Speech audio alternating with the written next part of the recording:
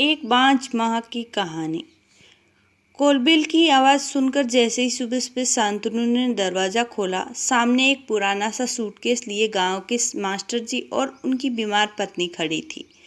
Master जी ने चेहरे के हाव भाव से पता लग गया कि उन्हें सामने देख शांतनु को जरा भी खुशी का एहसास न हुआ है। जबरदस्ती चेहरे पर मुस्कुराहट लाने की कोशिश करते हुए बोला, अरे सर, आप दोनों बिना कुछ बताए अचानक से चले आए, अंदर आइए। मास्टर साहब सूटकेस उठाए अंदर आते हुए बोले, हाँ बेटा, अचानक से ही आना पड़ा। मास्टरनी जी साहब बीमार है, पिछले कुछ दिनों से उनके तेज फीवर उतर ही नहीं रहा, काफ़ी कमज़ोर भी हो गई हैं। गांव के डॉक्टर ने एम्स दिल्ली में दिखाने की सलाह दी है। अगर तुम आज ऑफिस से छुट्टी लेकर जरा वहाँ नंबर लगाने में मदद कर सको तो। नहीं नहीं, छुट्टी तो ऑफिस से मिलना असंभव सा है, बात काटते हुए शांतनु ने कहा। हालांकि अगले सप्ताह शांतनु के ससुराल से सास ससुर और साली आने वाले थे, तो अभी से एक सप्ताह की छुट्टी के लिए सारी तैयारी हो चुकी थी। थोड़ी देर में प्रिया ने भी अनमने ढंग से 2 कप चाय और कुछ बिस्किट उन दोनों बुजुर्गों के सामने टेबल पर रख दिए। सान्या सोकर उठी तो मास्टर जी और उनकी पत्नी को देखकर खूब खुशी से चहकते हुए दादू दादी बोलकर उनसे लिपट गई। दरअसल 6 महीने पहले जब शांतनु एक सप्ताह के लिए गांव गया था, तो सान्या ज़्यादातर मास्टर जी के घर पर ही खेला करती थी। मास्टर जी निसंतान थे और उनका छोटा सा घर शांतनु के गांव वाले घर से बिल्कुल सटा था। बूढ़े मास्टर साहब खूब सान्या के साथ खेलते और मास्टरनी जी साहिबा बूढ़ी होने के बावजूद दिन भर कुछ न कुछ बनाकर सान्या को खिलाती रहती थी। बच्चे के साथ वो दोनों भी बच्चे बन गए थे। गांव से दिल्ली वापस लौटते वक्त सान्या खूब रोई। उसके अपने दादा दादी तो थे नहीं, मास्टर जी और मास्टरनी जी ने ही सान्या दादा दादी देखती थी। जाते वक्त शांतनु ने घर का पता देते हुए कहा कि कभी भी दिल्ली आए तो हमारे घर जरूर आए, बहुत अच्छा लगेगा। दोनों बुजुर्ग की आंखों से सान्या को जाते देख आंसू गिर रहे थे और जी भर भर कर आशीर्वाद दे रहे थे।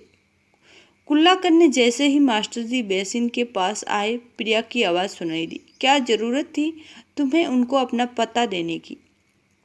दोपहर को मेरी सहेली आती है, उन्हें क्या जवाब दूंगी? और सान्या को अंदर ले आओ, कहीं बीमार बुढ़िया मास्टरनी की गोद में बीमार न पड़ जाए। शांतनु ने कहा, मुझे क्या पता था कि सच में आ जाएंगे। रुको, किसी तरह उन्हें यहाँ से टरकाता हूँ। दोनों बुजुर्ग यात्रा से थके हारे और भूखे आए थे। सोचा था बड़े इत्मीनान से शांतनु के घर चलकर सबके साथ आराम से नाश्ता करेंगे। इस कारण उन्हें कुछ खाया पिया भी न था। आखिर बचपन में कितनी बार शांतनु ने भी तो हमारे घर खाना खाया है। उन्होंने जैसे अधिकार से उसे उसकी पसंद के घी के पराठे, आलू पराठे खिलाते थे। इतना बड़ा आदमी बन जाने के बाद भी शांतनु उन्हें वैसे ही पराठे खिलाएगा। सान्या मम्मी की तेज़ आवाज़ सुनकर डरते हुए सान्या अंदर कमरे में चली गई। थोड़ी देर बाद जैसे ही शांतनु हॉल में उनसे मिलने आया तो देखा चाय बिस्किट वैसे ही पड़े हैं और वो दोनों जा चुके हैं। सान्या की पसंद के अपने हाथों से मास्टरनी जी नमकीन बनाकर गांव से लेते आए थे। एक पुराने पॉलीथीन में नमकीन वहीं टेबल पर दोनों बुजुर्ग छोड़ गए थे। पहली बार दिल्ली आए दोनों बुजुर्ग किसी तरह टैक्सी से एम्स पहुंचे और भारी भीड़ के बीच थोड़ा सुस्ताने एक जगह जमीन पर बैठ गए। तभी उनके पास एक काला सा आदमी आया और उनके गांव का नाम बताते हुए पूछा, आप मास्टर जी और मास्टरनी जी हैं ना? मुझे नहीं पहचाना? मैं कल्लू, आपने मुझे पढ़ाया है। मास्टर जी को याद आया, ये बटेसर हरिजन का लड़का कल्लू है। बटेसर नाली और मैला साफ करने का काम करता था।